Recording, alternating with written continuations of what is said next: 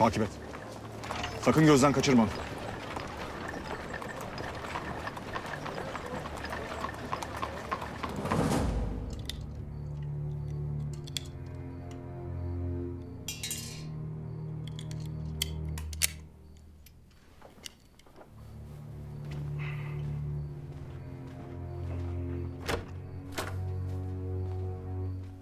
Ferhan hazır mı?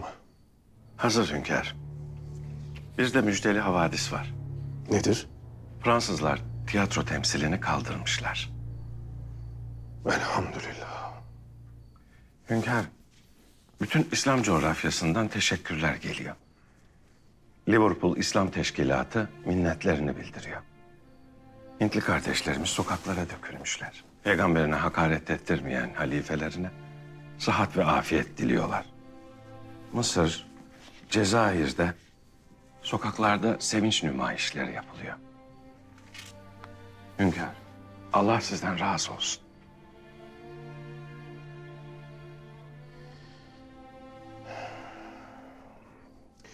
Biz bu dinin hizmetkarı olma şerefine erersek paşa, daha büyük ünvan aramayız.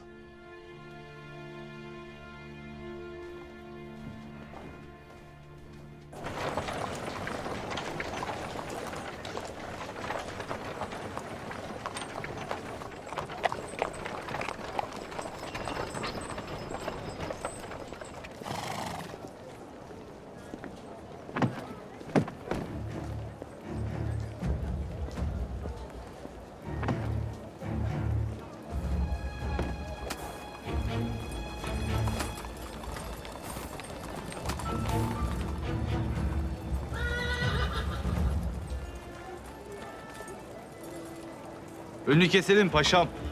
Hayır, takibe devam et.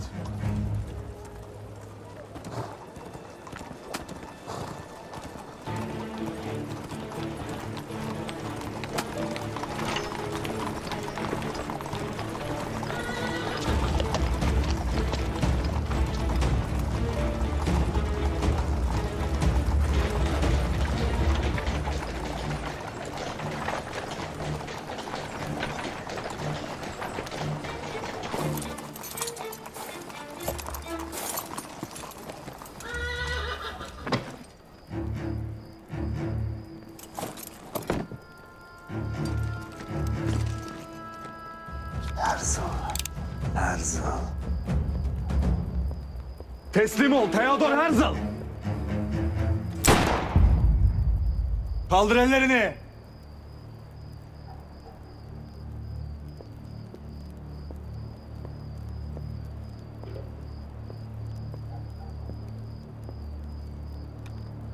Yüzünü dön Theodor Herzl. Sen kimsin be adam? Herzl nerede? Ben sadece bir arabacıyım beyim. Lan söyleme lan bana. Herzl nerede? Bilmiyorum beyim. Ben sadece ekmeğinde bir adamım. Kim ne isterse onu yaparım.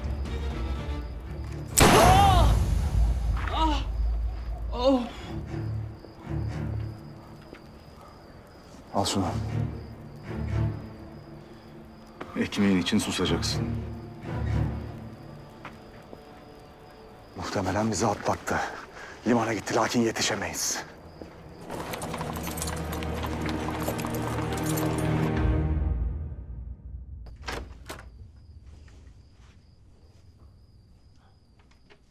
Buyurun, buyurun. Düşünüyorum da Tahsin Paşam, Osmanlı kime kucak açtıysa nihayetinde bıçaklandı. Bay Zaruf, aldatılmak insanın malından da, canından da götürebilir. Lakin aldatmak kişinin bütün şahsiyetini alır götürür. Bunun telafisi de yoktur. Biz açığımızı bir şekilde kapatırız, onlar düşünsün. Ama yine de üzülüyorum paşam. Bakın, ta Sultan Fatih'ten Beyazıt'a Osmanlı Yahudilere kucak açtı.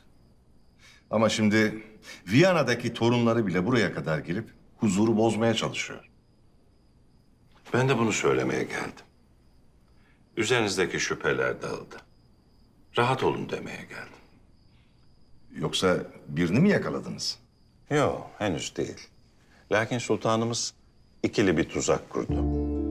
2 tane araba var. İkisinde de tuzak var.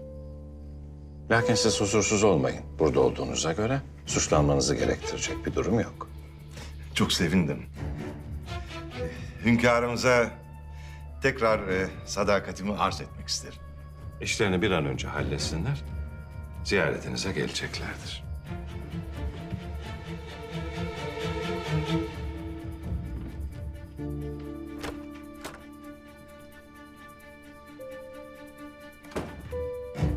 İkinci araba, ikinci tuzak.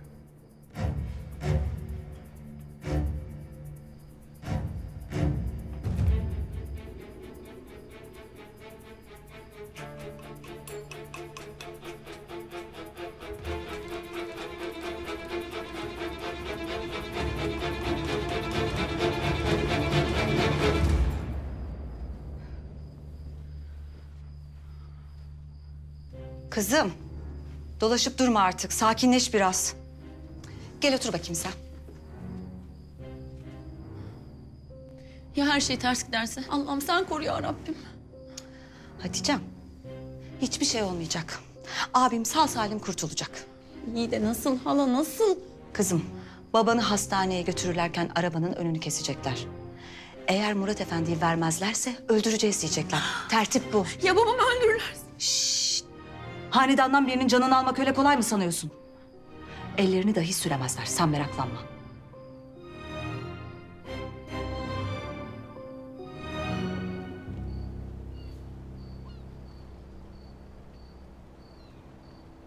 Arabacı.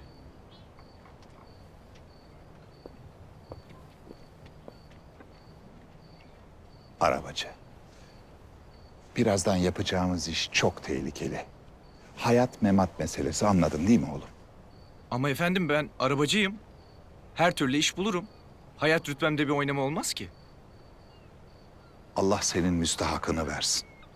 Oğlum ben sana devlet işi diyorum, sen bana arabacılık diyorsun. Senin hayal gücün, izanın bu kadar mı dangalak herif?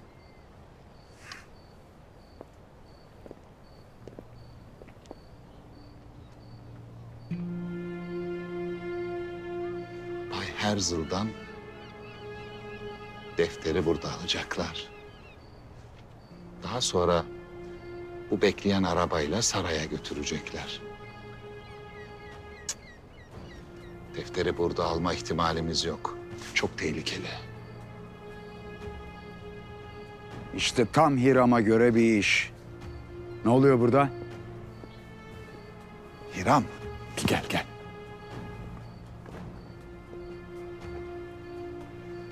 Hiram, bir defter meselesi var. O işi de halletmemiz icap ediyor. Paşa, bugüne kadar seninle iyi bir münasebetimiz vardı. Zannederim bundan sonra bu münasebet bozulacak. Ne yapıyorsun sen be? Saçma sapan konuşuyorsun. Koy şu silahı yerine, dangalak herif koy. Herzl'ın elinden o defteri alamazsın en azından ben buradayken. Hiram. Gel.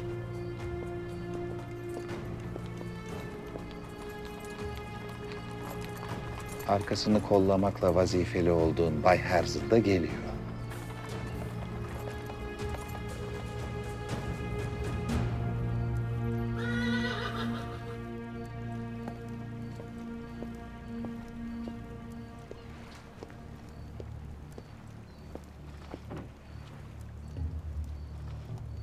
Baba.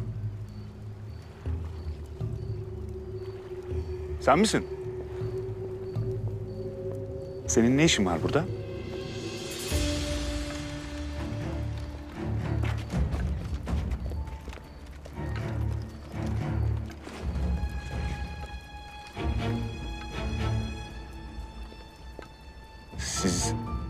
Siz kimsiniz?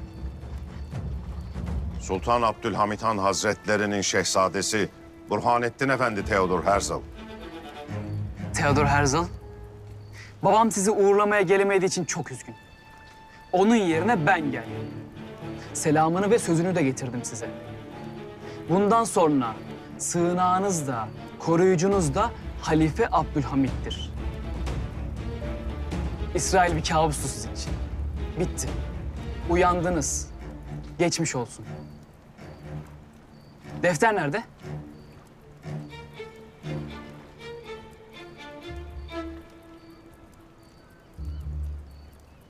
Defter.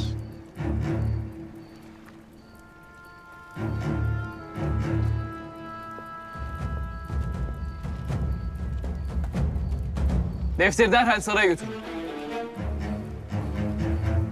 Gördün işte.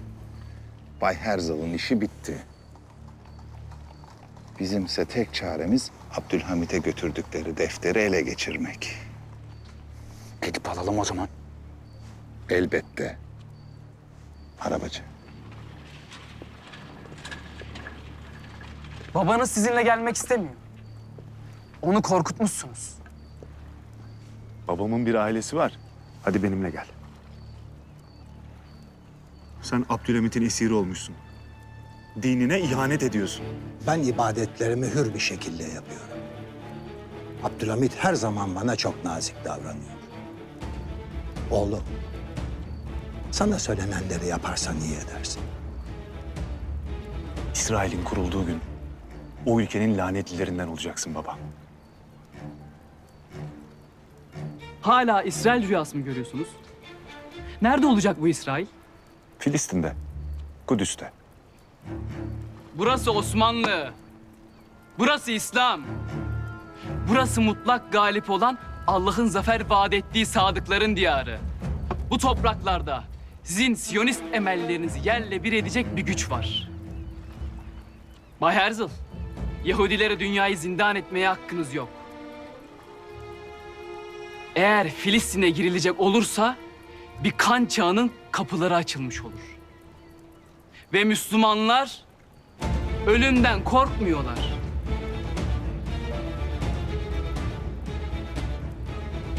Şimdi gitmekle serbestsiniz. Lakin sultanımızın emirlerine mahkumsunuz. Hadi.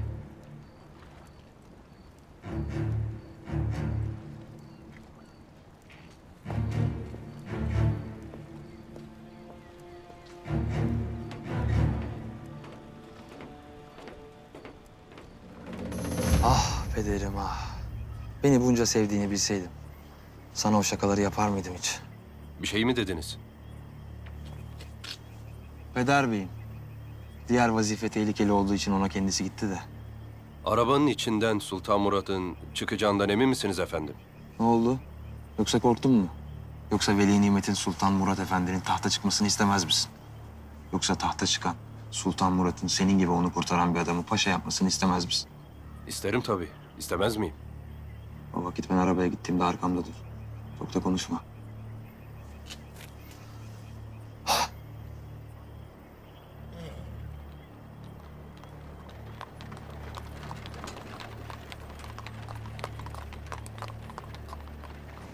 Sen burada kal paşa. Bu tuzak olabilir. Benim canım önemli değildir. Ben böyle namluya kafayı çok uzattım.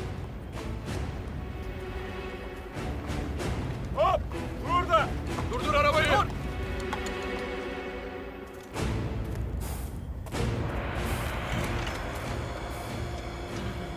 Ver defteri.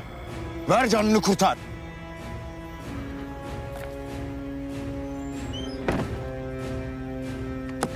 Hızlı gidin canınızı kurtarın.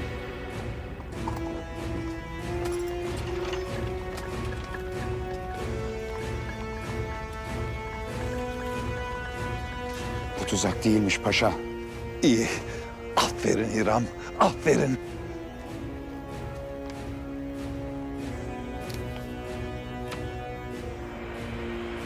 Tuzak. Sebahattin. Sebahattin'e tuzak kurmuşlar. Arabacı! Arabacı! Arabacı!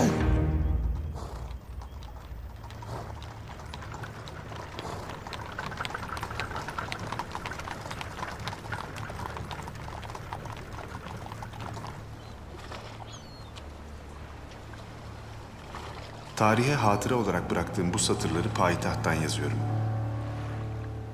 Osmanlı misafirperverliği harika. Beni çok iyi karşıladılar. Bazı paşalarla görüşme imkanım oldu. Hatta Sultan Abdülhamit'in beni kabul edeceğini duydum. Lakin henüz değil. O zarif sultanla tanışmayı çok istiyorum.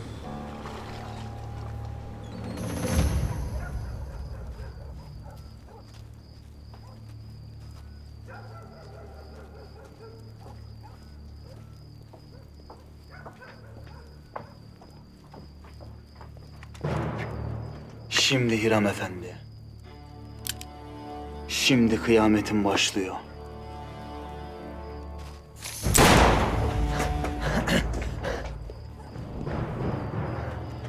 Oğlum ne yapıyorsun lan sen? Adam namlunun ucundaydı. Öyle lüzumluydu Ömer. Bakma lan lüzumuna. Emir neyse o. Ben sorgulamam Ömer. İtaat ederim. Kimin emri lan bu? Ha? Adam senin yüzünden kaçtı. Sultan İlham'ı öldürmeyin mi dedi? Aynen öyle dedi. Kardeş. Bana vurmanı acımam. Ama anlamam da. Hünkârımızın emrine mi kızarsın diye.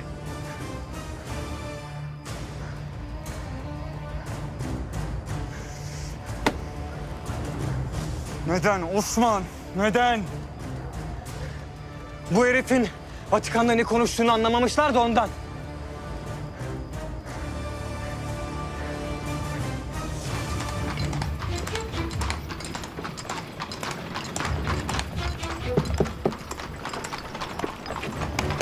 Sür arabacı sür. Daha hızlı sür. Yetişmemiz lazım. Sebahattin'in kellesi gidecek. Sür.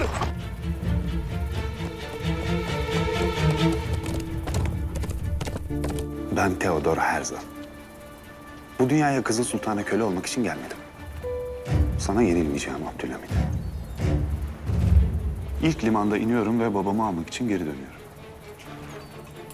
Raylarını döşediğin trene tabutunu koyup seni ebediyen Hicaz'a süreceğim Abdülhamit.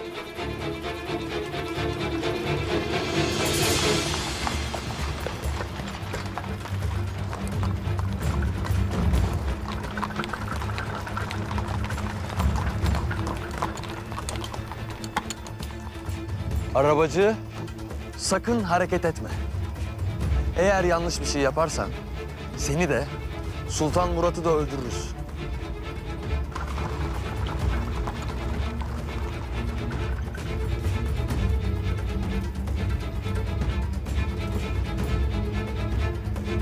Yeğenin seni kurtarmaya geldi dayıcığım.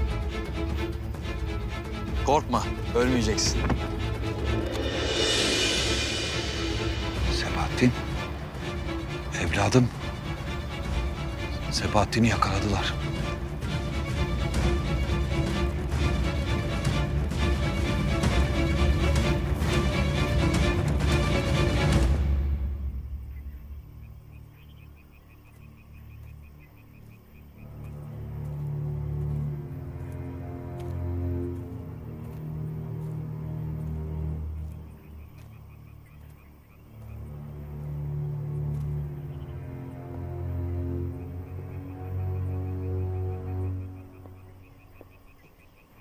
Biraderim.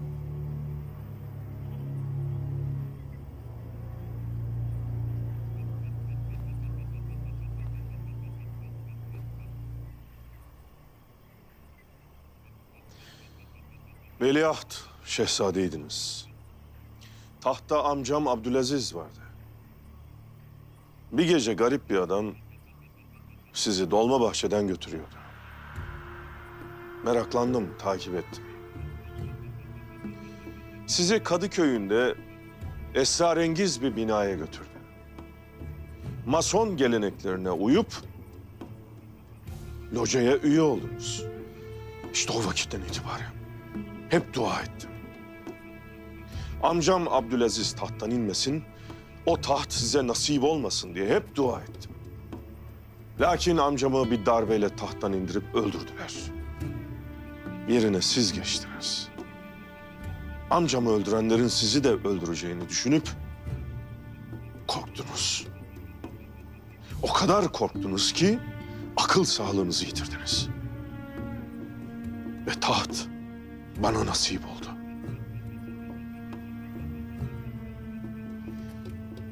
Ben tahta geçtikten itibaren düşmanlarımız beni hep sizinle tehdit ettiler. Size bir zarar gelsin istemedim hiçbir zaman. Lakin siz var oldukça düşmanlarımız hep sizden medet umdular. Beni amcam gibi tahttan indirip öldüreceklerdi. Yerime siz geçecektiniz ve devletimizi bitireceklerdi. Ben bunlara tevessül etmedim. Ettiniz. Ali Suavi'nin sizi kaçırma işinden haberiniz vardı. Mahmut Paşa'nın ve kardeşim Seniha'nın yıllar önce sizi kaçırıp tahta geçirme heveslerinden haberiniz vardı. Ama o hadiseden sonra senin merhametini görüp hem Mahmut Paşa'yı hem de Seniha'yı affedişinden sonra asla istemem. Kalbinizi bilemem. Düşman da bunu bilemez. Şu an zor zamanlardan geçiyoruz. Sizin varlığınız düşmana her zaman cesaret ve ümit verdi. 25 yıl boyunca beni tahttan indirip yerime sizi geçirmek için hamleler yaptılar. Hala da yaparlar.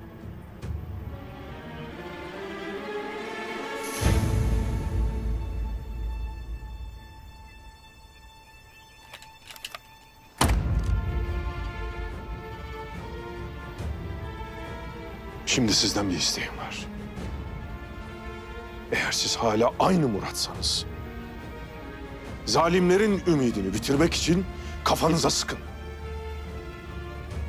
Yok bu devletin, bu milletin padişahı olacaksanız, İslam'ın halifesi olacaksanız, masonlarla bağınızı kestiyseniz, zalimlere set, mazlumlara nefes olacaksanız, bu ikilik bitsin, beni vurun.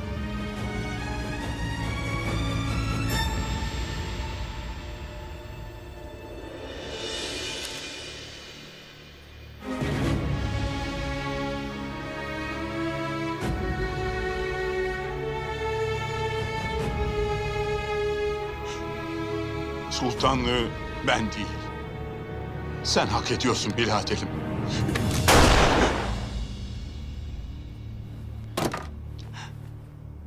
Can parçam, biraderim, ağabeyim. Seni hep çok sevdim. Lakin devletimi her şeyden daha çok sevdim. Şimdi ıskalayan bu kurşun, bu vakitten sonra ihanet kokusunu alırsa bir daha ıskalamaz. Elini ver. Sen Osmanlı tahtının ve dahi Hicaz'ın, Balkan topraklarının, Irak'ın, Suriye'nin, Cebeli Lübnan'ın ve dahi tüm İslam aleminin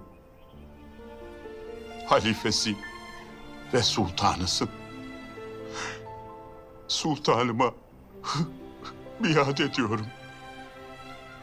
Sen benim de sultanımsın.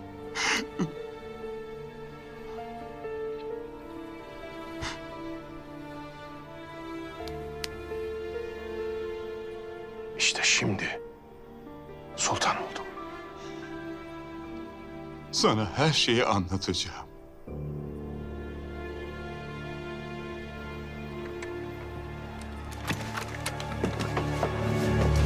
Sabahattin'i yakaladılar ve ben hiçbir şey yapamıyorum.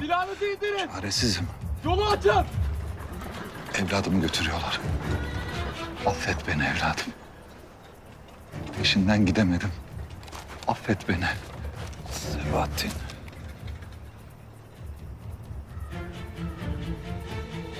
Ula, bu Sabahattin şimdi benim ismimi vermesin.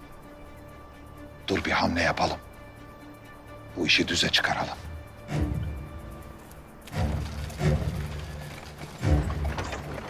Şimdi ne yapacağız?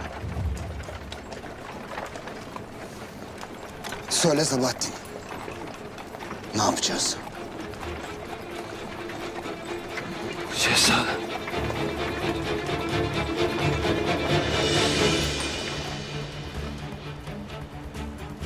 Viyana'ya dönersem ömür boyu esir kalırım.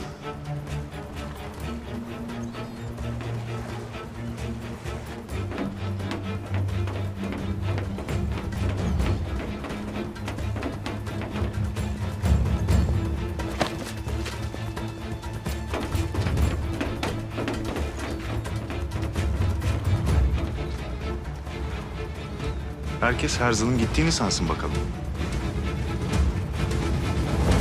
Sultanım, beni kandırıp tahta çıkarma vaadinde bulundular. Lakin yemin ederim ki amcamız Abdülaziz'i öldüreceklerini bilmezdim. Tahta çıkmadan önce onlara bazı sözler verdim. Ne sözü? Devlet ile alakalı sözler. Ve sen bana yapmamam gerektiğini söyledikleri ne varsa hepsini sen yaptın. Saltanatının ilk senelerinde devleti hainlerden temizledin. Mektepler açtın, orduyu yeniledin. Hilafetin gerçek sahibi oldun. Devleti dinin esaslarınca idare ettin. Bu onları huzursuz etti. Çünkü biliyorlardı ki seninle başa çıkamayacaklar. Biliyorlardı ki sende dedem Fatih'in aklı, Yavuz Selim Han'ın cesareti ve Kanuni Sultan Süleyman'ın adaleti vardı. Ve sen en büyük hamleni yapana kadar beklediler. Neymiş onların sabrını tüketen? Demir yolu. Her şeye sen ölene kadar tahammül ederlerdi. Ama İslam coğrafyasını bir demir yolu ile birbirine bağlamana asla tahammül edemezlerdi. Çünkü demir yolu onların işgalini zorlaştıracaktı. Belki de imkansız kılacaktı. Sen yılan kuyusuna çomak soktun. Demir yolu hamlen savaşı başlattı. Üstüne hilafet kuvvetiyle İngilizlere Hindistan'da büyük darbe vurdun. Artık seni öldürmekten başka çareleri kalmamıştı. Başaramadılar. Başaramayınca da seni içten yıkmak istediler. Borsada hamle yaptılar. Beceremediler. Ardından Ermenileri kışkırttılar. Rezil oldular. Her şey ayaklarına dolandı. Onlara tek çare bıraktın. Artık yapacakları bir tek şey vardı. Onların içinde olduğum için biliyorum. Biraderim, Osmanlı'ya gerçek bir harp cephesi açacaklar. Savaş ilan edecekler.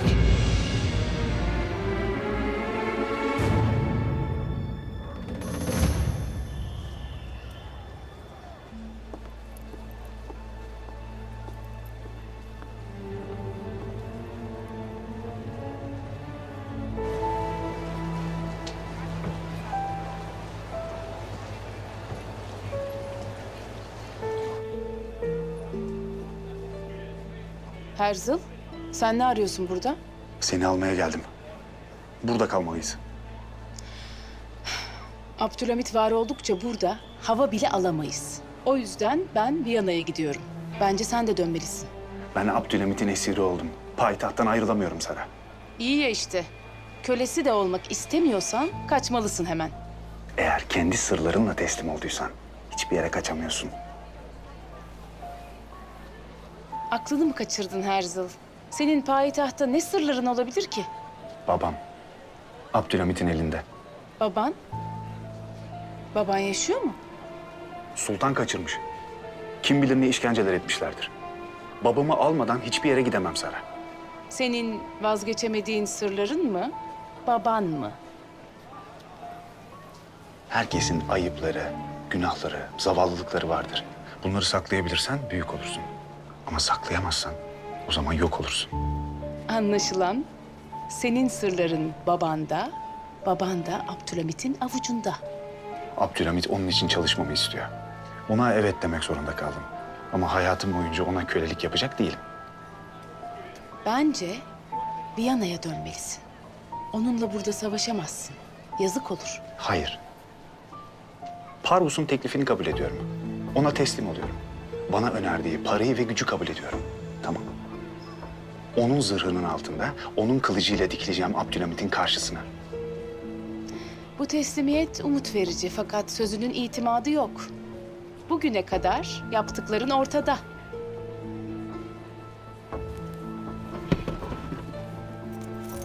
Ben öyle bir ateşim ki karşıma çıkacak ordunun içinde babam dahi olsa yakıp geçeceğim Sara. Karşımda durma. Yanımda ol.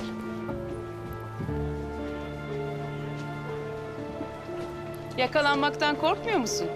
O beni Viyana'da sanıyor. O kim?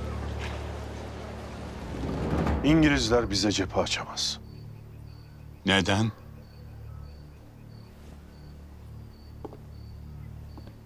Çünkü bilirler ki karşımıza çıkarlarsa Hindistan'ın Mısır'ı, Müslüman sömürgeleri ellerinde tutamazlar. Hilafetin tehlikeye girdiğini gören Müslümanlar ayaklanır.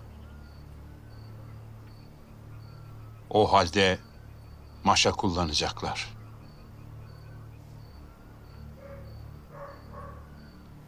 Biraderim, ben savaşa giriyorum.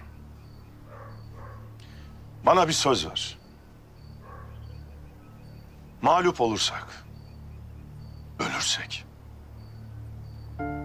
taht sana nasip olursa, bu devleti atan Osman Gazi gibi, Fatih gibi idare edeceksin. Adaletten, milletin menfaatinden, devletin bekasından şaşmayacaksın. Tahta hevesim yoktur. Lakin gün gelir de taht nasip olursa söz veriyorum. Senin yolundan şaşmayacağım. Eyvallah. Sen de bana söz ver. Niçin? Beni kaçırmaya çalışan kızım Hatice'ye yaptıkları için ceza verme. O kendince doğru bildiğini yaptı. Eğer sen de aynı vaziyette olsaydın, senin kızların da aynısını yapardı. Müşteri olun. Biraderim. Nereye? Birlik olmaya, güçlenmeye, bir olmaya, diri olmaya. Eğer düşman saldıracaksa karşısında yıkılmaz bir kale bulacak.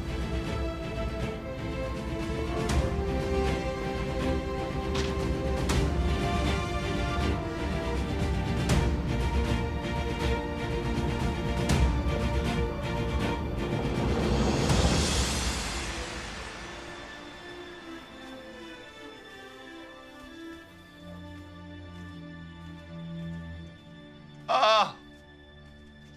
Ah! Ah başım dönüyor seni ya. Başım dönüyor bayılacağım. Yardım et. Yardım et. Allah aşkına Mahmut yine ne oluyor sana böyle? Ah! Ah! Bayılacağım. Vallahi billahi bayılacağım. Otur şöyle otur. Ah! Yani koskoca adamsın, aynı zamanda bir de paşasın. Hiç yakışıyor mu sana böyle ayılıp bayılmalar, çıt kırıldın beyzadeler gibi? Seniham, Anlat ne oldu? mevzu bahis ben olsam 1000 tane kılıç darbesi de yesem, kafama yağmur gibi mermiler de yağsa teferruat der geçer giderim. Lakin mevzu bahis Sebahattin. Evladımızı, çocuğumuzu Sebahattin'e ele geçirdiler Seniham. Ne diyorsun sen Mahmut? Lafı eveleyip geveleme, direkt söyle ne söyleyeceksen. Ne oldu Sabahattin'e? Seniham, her şey birer tertipmiş. Abdülhamit bize tuzak kurmuş. Ne? Sebahattin'i ele geçirdiler.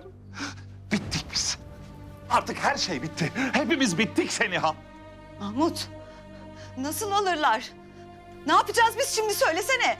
Tek çare saraya gideceğiz. Gerekirse suçu ben üzerime alacağım. Diyeceğim ki Sebahattin'in bir suçu yok. Her şeye Sebahattin'i ben zorladım diyeceğim. O zalim ağabeyin Abdülhamit'in karşısına çıkacağım. Diyeceğim ki ey zalim Abdülhamit, sen millete gün yüzü göstermedin.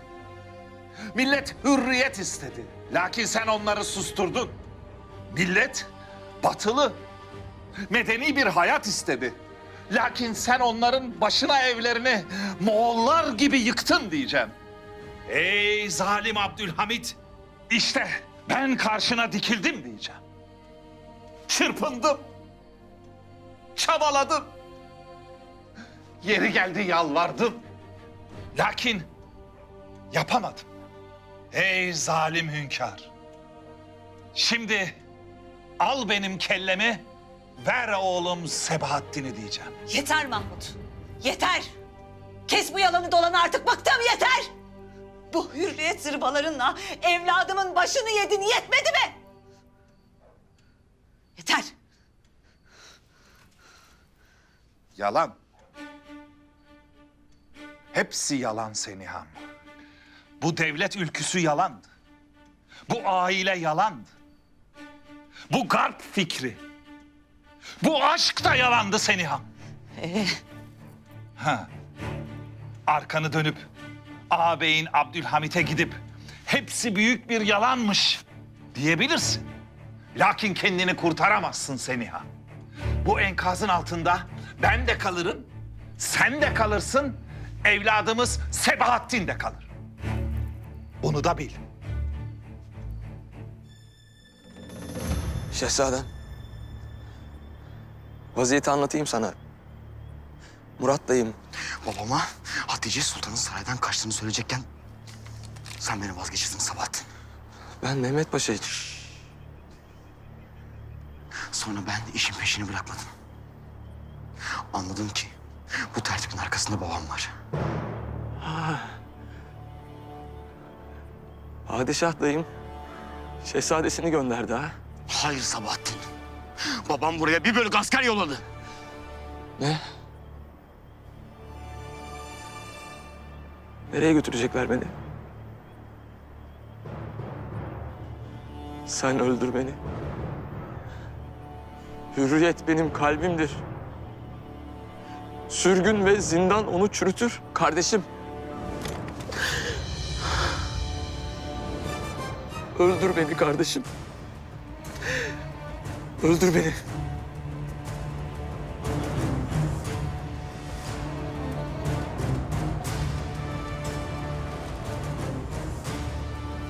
Kes sesini Sabahattin. Sakin ol. Sakin ol. Vazifeyi üstüme aldım. Tek geldim. Arabacı şehzadesine sadıktır Sabahattin. Şehzadem. Kardeşim benim. Peki. Şimdi ne yapacağız?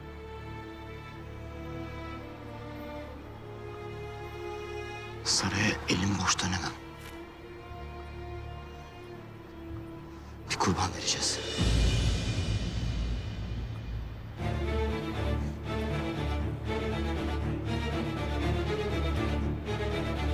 Seç kurbanını Sabahattin.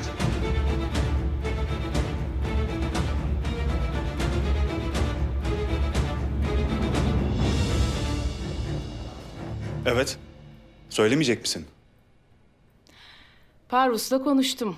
Senin milletinin bütün insani ve medeni taleplerini karşılayacak. Para? Benim milletim paradır. Para. Para çoktan yola çıkmış. Birazdan kapıyı çalar. Lord Conrad. Londra'dan geldi. Şahsiyeti etkileyici. İlişkileri muazzam. Biraz titiz, biraz da cins.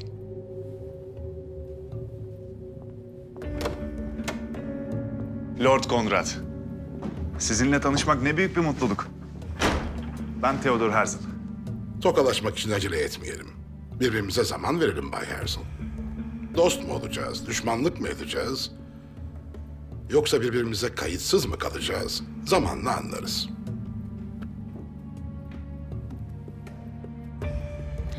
Sizin payitahta gelmeniz bana büyük bir sevinç ve umut verdi Bay Conrad. Buyurun.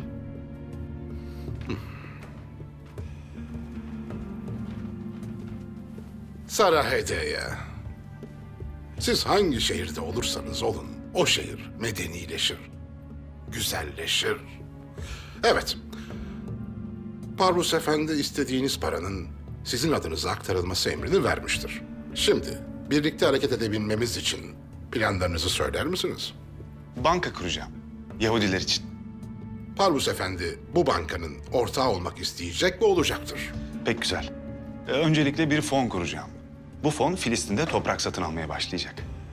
Bunu duyan her Yahudi bankama para yatırmak isteyecektir. Gayet makul. Filistin'den toprak alma fikri ilginç. Fakat nasıl olacak merak ettim. Anlatırım. Ama önce yeni ortağımıza bir şeyler ikram edelim. Hekimim dışarıda asla bir şey yiyip içme dedi. Öyle mi? Geçmiş olsun. Rahatsızlığınız nedir? Titizlik, Bay Herzl. Titizlik.